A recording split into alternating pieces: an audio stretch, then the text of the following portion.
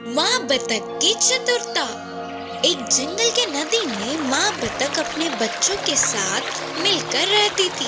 ये सब नदी में आराम से घूमकर उनके लिए पर्याप्त भोजन को समेटकर खुशी से रहते थे।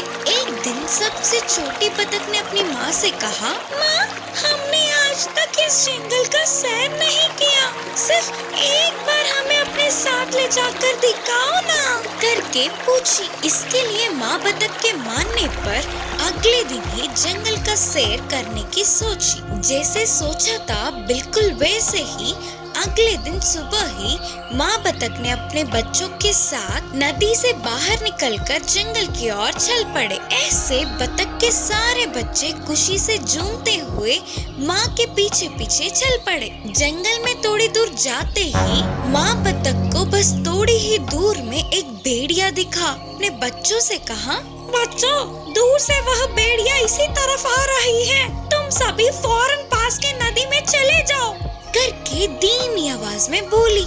माँ के कहने पर सारे बच्चे नदी की ओर भागने लगे। तुरंत माँ बतख ने अपने पंखों को फैलाते हुए बहुत ही मुश्किल से चलने लगी। एक तरफ भागने वाले बच्चे तो दूसरी ओर ना चल पाने वाली माँ बतख को देखकर, बतख के बच्चे तो मेरे एक टाप के लिए भी काफी नहीं होंगे, शायद माँ बतख घायल हुई होगी, इसीलिए तो कहीं नहीं जा पाएगी, इससे खाके मैं अपनी भूख बुझाऊंगा, हंसता हुआ बोलकर भेड़िया माँ बतख की तरफ आने लगा।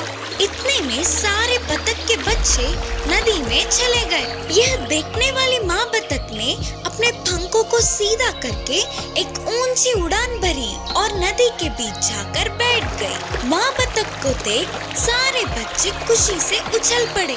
एक झटके में घटित घटनाओं से भेड़िया चौंक गया और सोचने लगा कि ऐसे हाथ लगे बतख अपने बच्चों के साथ साथ बच के निकल गई।